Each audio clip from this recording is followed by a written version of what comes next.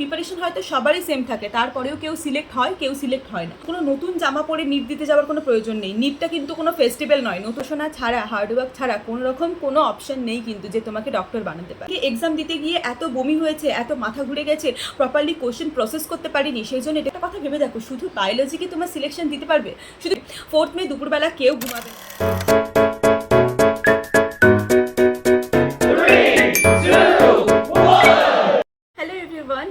Welcome back to my channel. I am Devlina, a second prof MBBS student from Malda Medical College and Hospital. I hope তোমরা সকলে খুব ভালো আছো। যদিও ভালো থাকার কিন্তু কথা নয়, কারণ নিট 2024 আর মাত্র 20 থেকে 25 দিন বাকি।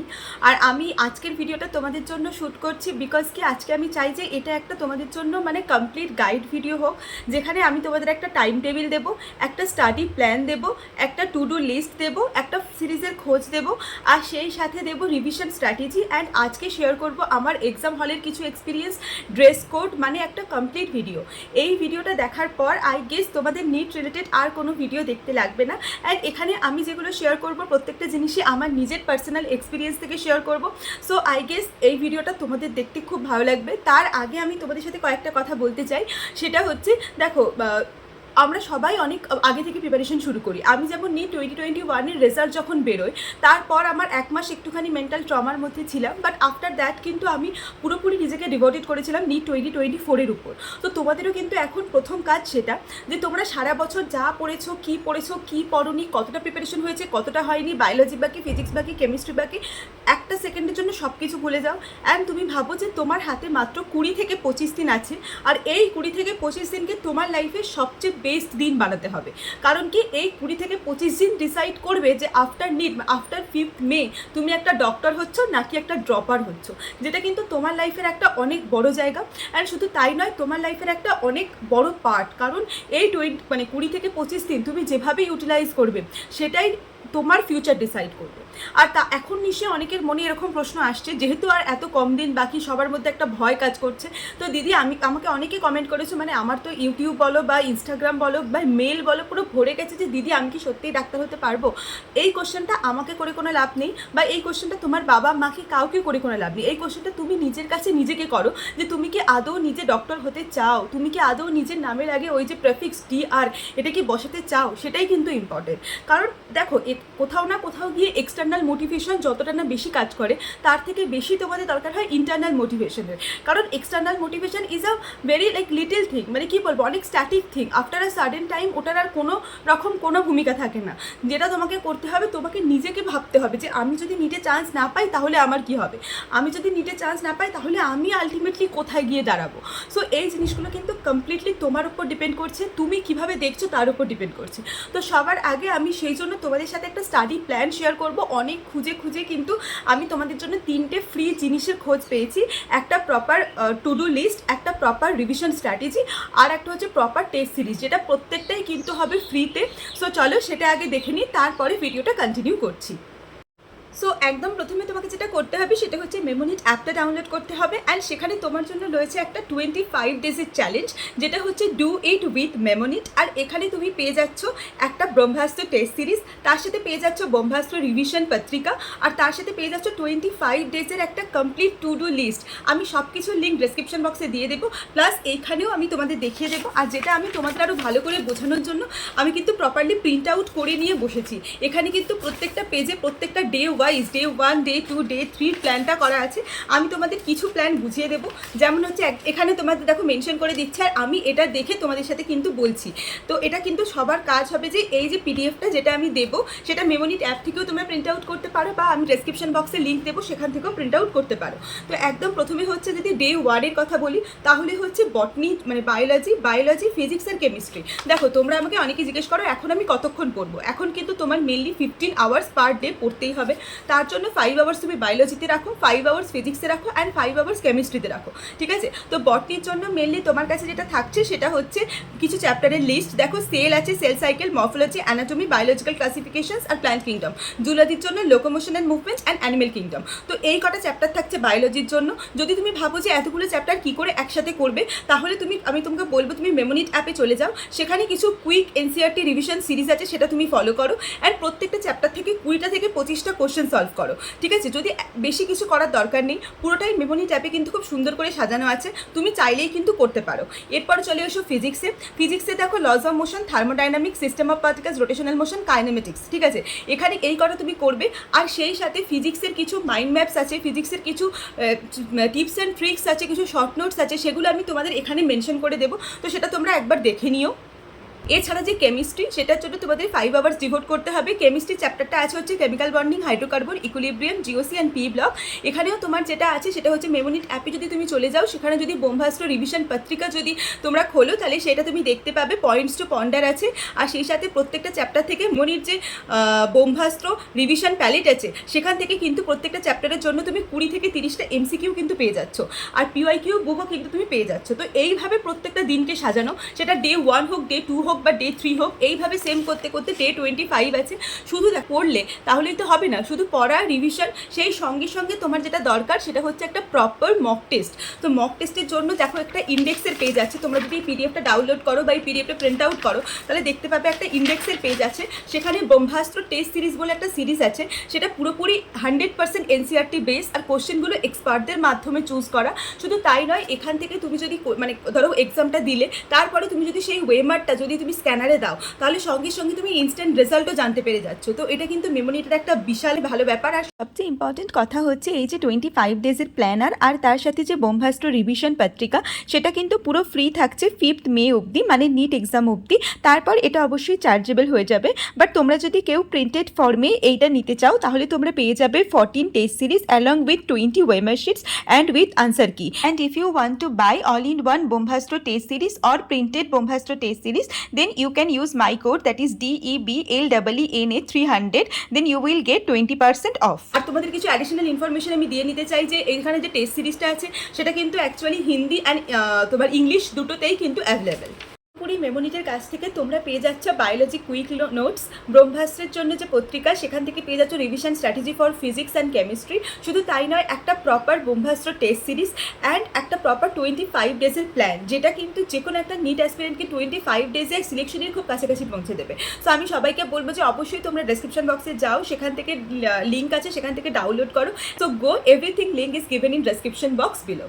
ওকে, তোমরা আমাকে অনেকদিন থেকে বলছিলে যে একটা প্রপার স্টাডি টেবিল বা প্রপার প্ল্যান বানিয়ে দেওয়ার জন্য। আমি কিন্তু নিজে এই মেমোনিটের এই প্ল্যানটা দেখেছি। তো it is not about just promotion and all, তোমরা কিন্তু অবশ্যই এই প্ল্যানটা সবাই মানে যদি পারো তো প্রিন্ট আউট করিয়ে নিও, অ্যান্ড ওই ওয়াইজ ডেট ওয়াইজ করতে থাকো। এবার তোমাদের কিছু বেসিক কোশ্চেন আছে, যেগুলো আমি আজকে অল্প অল্প করে অ্যান্সার করে দেবো। যেমন হচ্ছে তোমরা আমাকে বারবার জিজ্ঞেস করেছো দিদি কতক্ষণ পড়াশোনা করা উচিত। দেখো, ইট ইজ লাস্ট মান্থ, মাত্র 20 থেকে 25 দিন বাকি। এখন তুমি বলবো 24 ঘন্টা পারলে 24 ঘন্টা পড়াশোনা করো। মানে এখন সিচুয়েশন এমন জায়গায় এসে দাঁড়িয়েছে, তুমি যদি একটা ঘন্টা তোমার লাইফে ওয়েস্ট করো, তাহলে তুমি জানবে তুমি কয়েক হাজার র্যাঙ্ক পিছিয়ে গেলে। আর তোমরা সবাই জানো যে নিজের কম্পিটিশন যেভাবে বাড়ছে, সেই পজিশনে দাঁড়িয়ে কিন্তু কোনোভাবেই একটা নাম্বারও কাউকে দিয়ে আসা যাবে না।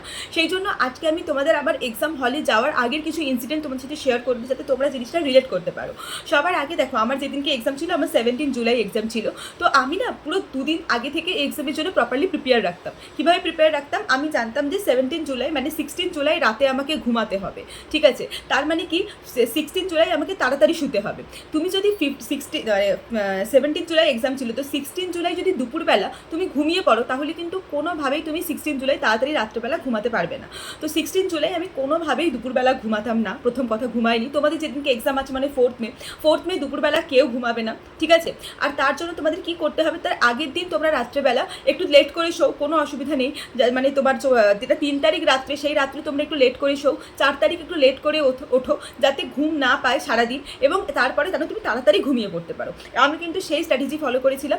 আর একটা সবাই কিন্তু মনে রেখো তোমরা এটা, যে নিটের আগের দিন রাত্রে ঘুমটা কিন্তু খুব দরকার। কারণ আমি থেকে শুরু করে আমার বিভিন্ন বন্ধুরা নিটের আগের দিন খুব ভালো করে ঘুমাতে পারেনি বলে নিটের দিনকে এক্সাম দিতে গিয়ে এত বমি হয়েছে, এত মাথা ঘুরে গেছে, প্রপারলি কোশ্চেন প্রসেস করতে পারিনি। সেই জন্য এটা কিন্তু খুব দরকার। আর হচ্ছে তোমরা আমাকে অনেকেই জিজ্ঞেস করেছো দিদি এক্সাম ডের দিন আমরা কীরকম টেম্পারমেন্ট রাখবো। এক্সাম ডেতে খুব নিজেকে কাম অ্যান্ড কুল রাখো। আমি তোমাদের যতই বলি কাম অ্যান্ড কুল রাখো, আমারও মনের মধ্যে অনেক টেনশন হচ্ছিল। সবাইকে আমি বলবো সবাই স্নান করে যাওয়ার চেষ্টা করো। সকালবেলা কোনো জাঙ্ক ফুড, স্পেশালি মাংসটা সবাই অ্যাভয়েড করো।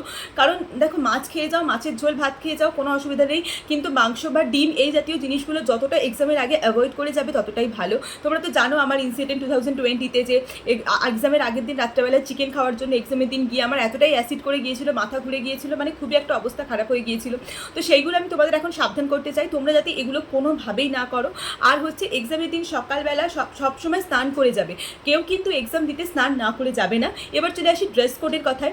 ড্রেস কোড এমন একটা জিনিস যেটা দেখো একদম নর্মাল ড্রেস কোড। এখন তো প্রায় মক টেস্ট বাকি আছে, তোমরা যারা কোনো বাইরে ইনস্টিটিউশনে মক টেস্ট দিতে যাচ্ছ তারা সবসময় মনে রাখবে যে একটা এমন কোনো নতুন জামা পরে নিট দিতে যাওয়ার কোনো প্রয়োজন নেই। নিটটা কিন্তু কোনো ফেস্টিভ্যাল নয়, নতুন জামা, নতুন জুতো, নতুন কানের, নতুন কিছু পরে চলে গেলাম না, একদমই না। আমি তো এরকম করেছিলাম, আমি যে জামা কাপড়টা পরে যাবো আমি আগে থেকে ঠিক করে রেখেছিলাম, একটা নর্মাল বাড়িতে পরার ট্রাউজার আর একটা নর্মাল এই রকম টি শার্ট আমি পরে গিয়েছিলাম, হাফ স্লিভ অবশ্যই, মানে এরকম it's not like sleeveless but half sleeve, মানে এতটা হাতা। ওটা আমি আগেও একদিন পরে এক্সাম দিয়ে এসেছিলাম। নতুন জামা পরলে কিন্তু গরম হয়, সবসময় মাথায় রেখে চেষ্টা করো যদি নতুন জামা পরো তাহলে কিন্তু খুব গরম হবে, খুব কষ্ট হবে। তো সেটা কিন্তু কোনোভাবেই করতে যেও না, কিছুদিন আগে পরে রাখো, যদি না পরতে চাও ধুয়ে রাখো অন্তত জামাটা একবার, ঠিক আছে? এটা একটা কথা হলো। আর একটা কথা হচ্ছে সবসময় চুল এরকমভাবে টাইটলি বেঁধে যাও, কোনো এক্সট্রা ক্লিপ দেবে না। একটা মানে গার্ডার ইউজ করতে পারো, বাট গার্ডার মানে এরকম না যে কোনো ফ্যান্সি কিছু গার্ডার ইউজ করলে, নর্মাল চাম গার্ডার যেগুলো হয় ওগুলো দিয়ে চুল বেঁধে যাও, কোনো ক্লিপ ইউজ করবে না, তাহলে কিন্তু চুল খুলে দেবে, গরম হবে, কষ্ট হবে, এগুলো একদম করো না। আর ড্রেস কোড তো তোমরা সবাই জানো, আমি আলাদা করে ড্রেস কোড নিয়ে কিছু বলছি না। জিন্স কেউ পরে যাবে না, কোনো রকম ইয়াররিংস, আংটি, ঘড়ি এগুলো কিন্তু নিটে নট অ্যালাউড, সবসময় মাথায় রেখো। একটা জলের বোতল ক্যারি করো নিজের সাথে, এই নিটের অ্যাডমিট কার্ড ক্যারি করো, আর হচ্ছে তোমার পেন ক্যারি করার দরকার নেই, বাস অ্যাডমিট কার্ড, একটা আধার কার্ড, মানে যে কোনো একটা তোমার আইডেন্টিটি প্রুফ, আর সেই সাথে একটা জলের বোতল, এটুকু ছাড়া আর কিছু ক্যারি করার দরকার নেই। অনেক সময় রুমাল ইউজ করতে দেয়, যেহেতু ভালোই গরম আছে মে মাসে, রুমাল ইউজ করতে দেয়, তো যদি ইউজ করতে দেয় করবে, না ইউজ করতে দেয় করবে না। এক্সাম হলে গিয়ে কোনো রকম কোনো ঝামেলা করার কিন্তু কোনো দরকার নেই। আমার নিজেরই হয়েছিল যে আমার আধার কার্ড ভেরিফিকেশন একটু টাইম লেগে গিয়েছিল, কিন্তু প্যানিক করার কোনো দরকার নেই। টাইম লাগছে ঠিক আছে, তোমাকে তো কেউ রিজেক্ট করছে না, তোমার কাছে যখন অ্যাডমিট কার্ড এসছে কারোর ক্ষমতা নেই যে তোমাকে এক্সাম হলে ঢুকতে দেবে না, তো এক্সাম হলে তোমাকে ঢুকতে দেবে। নিজের সিগনেচার প্রপার দেখো, এক্সাম হলে যখন বসবে তখন মাথা ঠান্ডা রাখো। আমার যেটা হয়েছিল, এক্সাম হলে যখন আমি বসেছিলাম আমার এমন একটা জায়গায় সিট পড়েছিল যেখানে লাইট ফ্যান সব কিছু ঠিকঠাক ছিল, কিন্তু নিট 21-এ আমার এমন একটা জায়গায় সিট পড়েছিল যেখানে আমার মাথার উপরে ফ্যান ঘুরছিল না। তো সেটা অবশ্যই তোমরা তাড়াতাড়ি কন্ট্যাক্ট করো সবার সাথে, মানে যারা ওখানে ইনভিজিলেটর আছে বা যারা ওখানে দায়িত্বে আছে তাদের সাথে কন্ট্যাক্ট করো, তাদেরকে জিজ্ঞাসা করো যদি এরকম সিচুয়েশন তোমার সাথে হয়ে থাকে, বা তোমার যদি বেঞ্চটা এরকম নড়ছে এরকম কিছু হয়ে থাকে, তাহলে সেটা অবশ্যই কন্ট্যাক্ট করো, বেঞ্চ পাল্টে দিতে বলো বা যেটা হোক করতে বলো, তোমার যেন কোনো রকম কোনো অসুবিধা না হয়, এটা একটা কথা। আর সেকেন্ড কথা হচ্ছে, অনেকেই আমাকে রিপোর্টিং টাইম নিয়ে জিজ্ঞেস করেছো যে দিদি অনেকের রিপোর্টিং টাইম 11টায় থাকে, এক্সাম তো 2টো থেকে শুরু, আমরা কখন যাব? তো আমি বলবো একটু তাড়াতাড়ি যাবে। হ্যাঁ, 11টায় গিয়ে ওই 3 ঘন্টা 4 ঘন্টা ধরে এক্সস্ট হওয়ার কোনো মানে হয় না। 12টা 12:30টায় ঢোকো। হ্যাঁ, অনেকেই জিজ্ঞেস করেছো রিপোর্টিং টাইমের পরে গেলে ঢুকতে দেয় কিনা, একদম ঢুকতে দেয়, কোনো অসুবিধা হয় না। রিপোর্টিং টাইমের আগে গেলেও ঢুকতে দেয়, রিপোর্টিং টাইমের পরে গেলেও ঢুকতে দেয়। রিপোর্টিং টাইমটা জাস্ট একটা টাইমে অনেকটা ভিড় অ্যাভয়েড করবার জন্যই দেওয়া, এরকম নয় যে তুমি রিপোর্টিং টাইমে না গেলে তোমাকে কেউ ঢুকতে দেবে না বা এরকম কিছু, ঠিক আছে? এগুলো এক্সাম হলের দিন তো অবশ্যই তোমাদের মাথায় রাখা উচিত। আমি যদি পরে আবার ভিডিও পাই বানিয়ে দেবো, বাট আমি আজকে চেষ্টা করলাম সবটা তোমার সাথে শেয়ার করার। আর যেটা ব্যাপার সেটা হচ্ছে, এবার চলে আসি লাস্ট এই 1 মাসে বাকি আছে, এই সময় নিজেদের মেন্টালিটি কী হওয়া উচিত। দেখো এই সময় তোমাদের নিজের মধ্যে ডু অর ডাই মেন্টালিটি থাকা উচিত।